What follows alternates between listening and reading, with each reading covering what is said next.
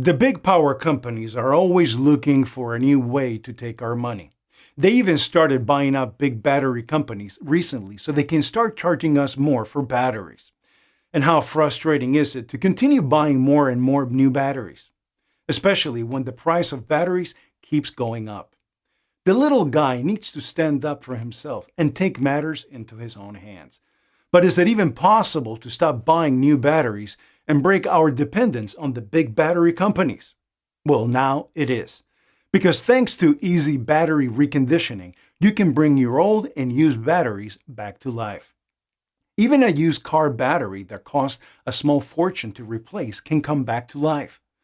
Take back the power into your own hands today and click the link below now to learn how to bring used batteries back to life again. Stop giving your money away to the big battery companies. Click the link below now and learn to recondition and reuse your old used batteries instead.